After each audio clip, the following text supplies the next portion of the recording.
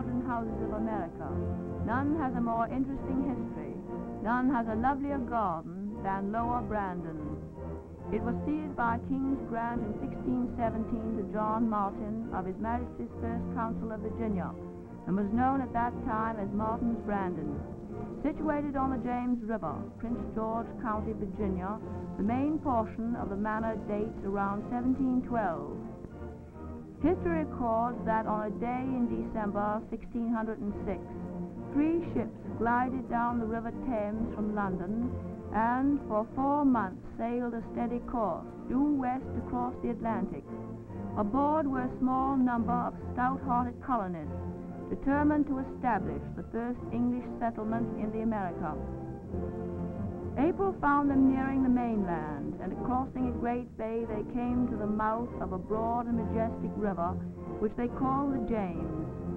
Proceeding up its placid waters, they chose the site for their first settlement on tidewater, and with their ships floating in 6 fathoms, they made fast the trees along the banks.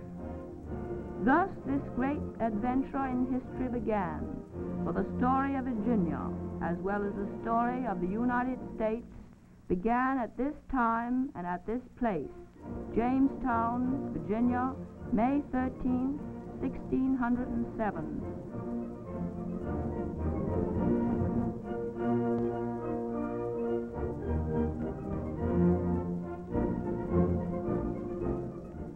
The late Robert Daniels purchased Lowa Brandon in 1926.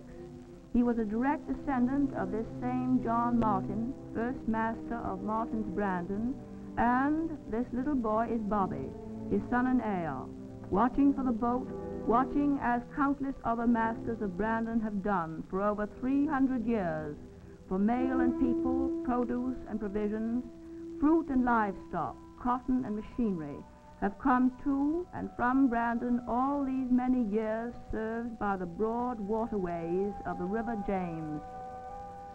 Along these banks, Captain Christopher Newport anchored that first little English fleet of 3 ships with its 103 valiant colonists, 54 gentlemen, 4 carpenters, and 24 laborers, bringing a new order to the land of the red man.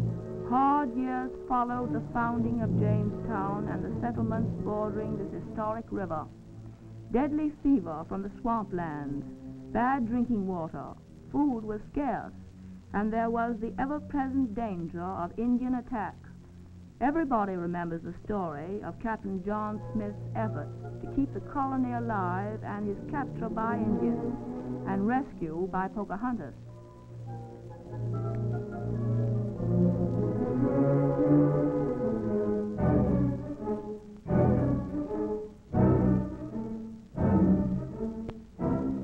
Brandon has its own post office and general store to serve its many activities, for it is still run as a plantation and many people are a part of its life. The designation Lowa Brandon was made by river captains to differentiate the landing from Upper Brandon.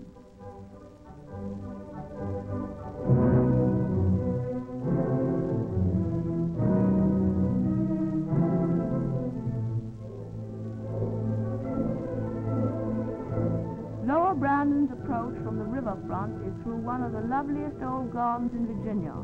It is open to the river, enclosed on each side by superb box hedges. A broad grass walk, great trees, lovely shrubs, and flowering borders lead up to the manor, dividing the garden and provides a beautiful approach to the house. Tradition dates the first wing in the early 17th century and the central portion built by Harrison in 1712. The manor subsequently grew with its various generations and their needs until it now spreads graciously across the lawn. It remained in the possession of the Harrison family until 1926. The records show that the tract contained 7,000 acres. The central portion of the house is said to follow the architectural design of Thomas Jefferson.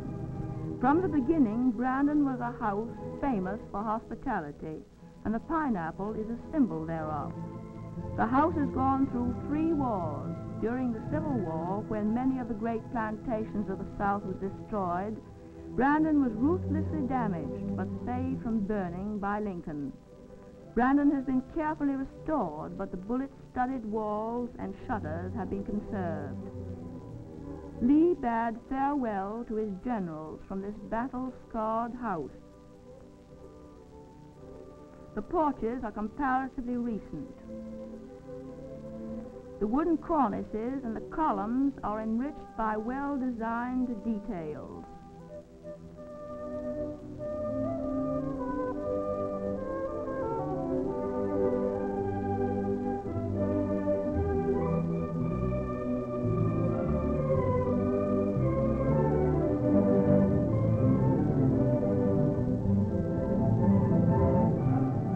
Today, the main entrance of the house is approached from the land side, and modern highways border the plantation in this day of motors. The walls are of red brick, the roofs of shingles, and the shutters dark green. The house has lovely paneling, furnishings, and portraits.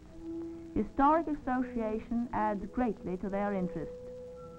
Some of the most distinguished Virginians were born within these walls, and many more have been sheltered under its hospitable roof. Today, Brandon still carries on its traditions. This chandelier hangs in the drawing room, and attached to it is a golden wedding ring. No one knows how long it has hung here or whence it came, but tradition says that if anyone removes it, death will follow.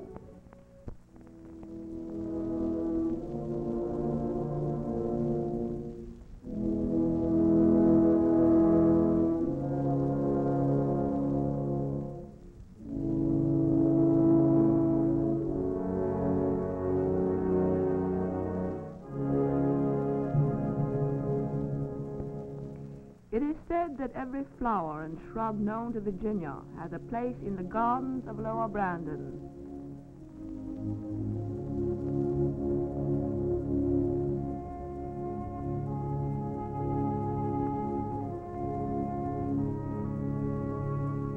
Dogwood, native to this country, thrives as does wisteria. This garden does not owe its beauty or its charm to rare and exotic plants brought from foreign lands, for it has none. Only the old-fashioned, long familiar things that we have always known. But here they grow with such exuberance, such health and beauty of color, that one feels that the warning given over 300 years ago to first colonists by a minister of the Church of England must have been deeply heeded by John Martin, the founder of Brandon, for this man of God warned that every plantation which our Heavenly Father has not planted shall be uprooted. One feels that above all else, the gardens of Brandon are deeply rooted. There are great groves of superb trees, sycamores, oaks, lindens, ash, mimosa, and magnolias.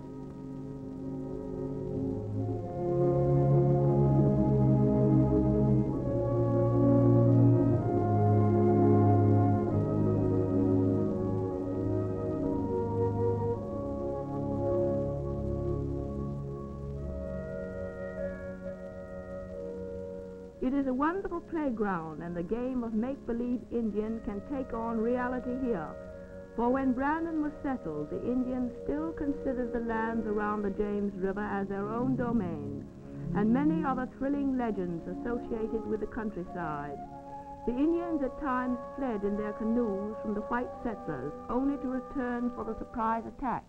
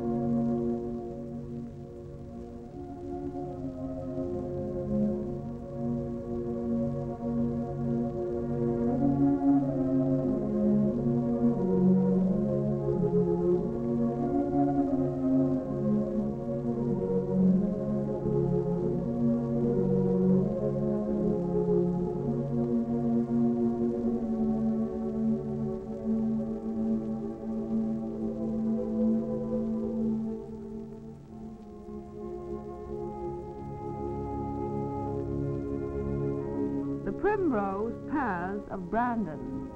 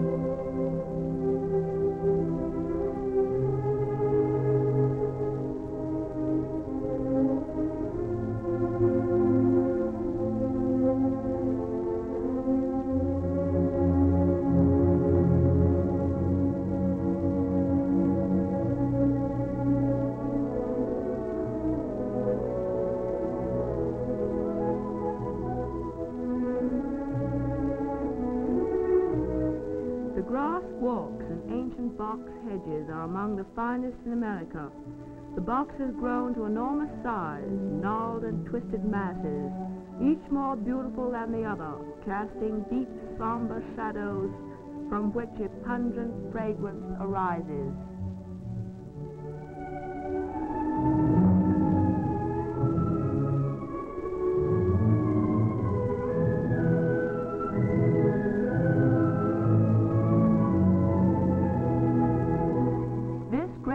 The virgin forest is the famous pecan, said to be the largest in the world.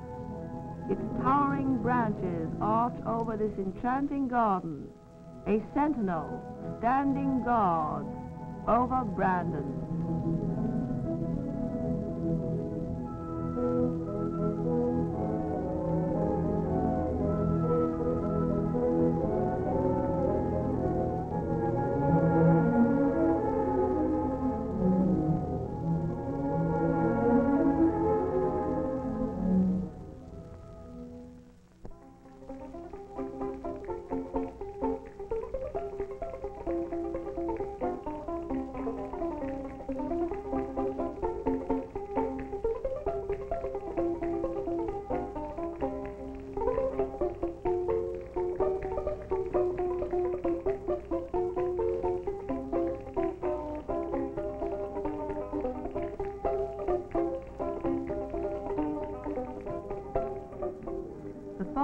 animals are an ever source of amusement to the children, and daily rounds are made in this little cart.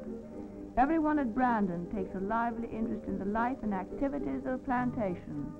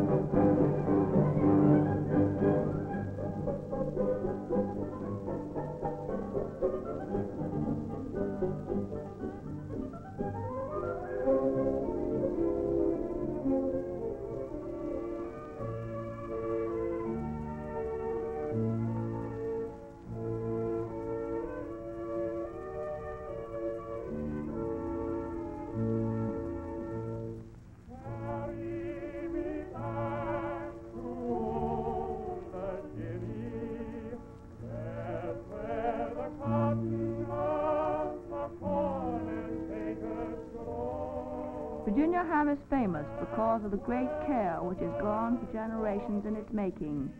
The way of breeding, feeding, and curing is carried out as it has been handed down in Virginia. Once a family slave, this old Negro takes pride in his work.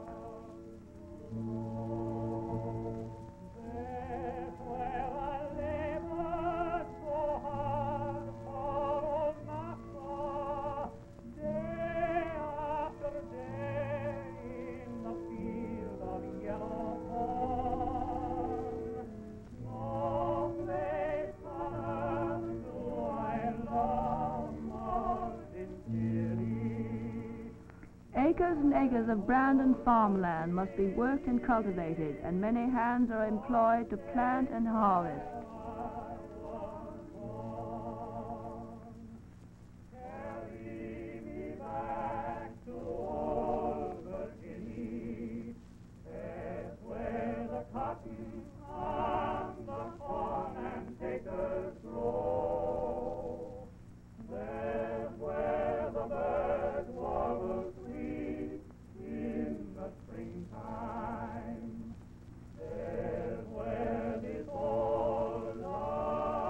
Brandon has its own little schoolhouse for the children of the Negroes who work on the plantation.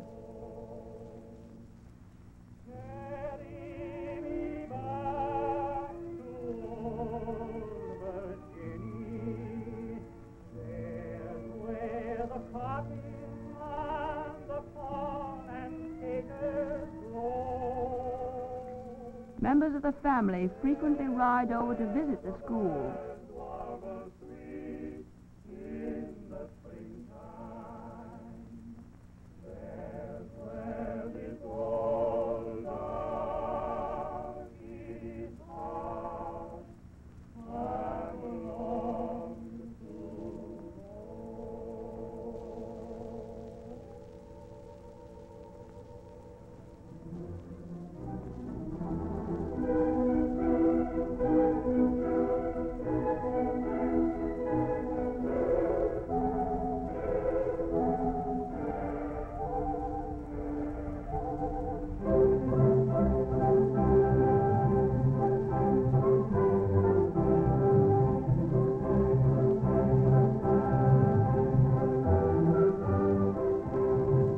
The breeding of fine horses is an important part of the plantation life.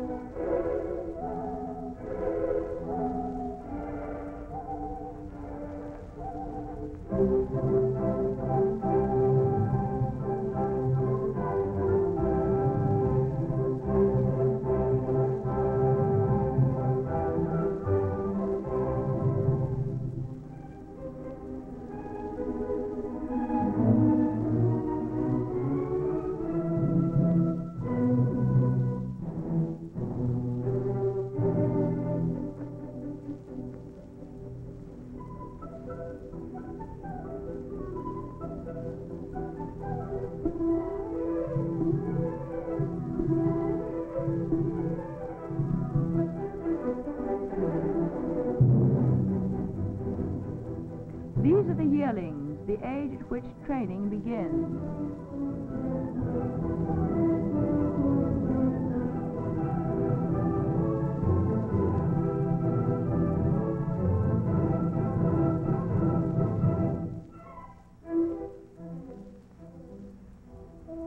This is the great stallion, Brandon Mint, of the Brandon stables. He is from the famous racing strain of Camados and Ultimus.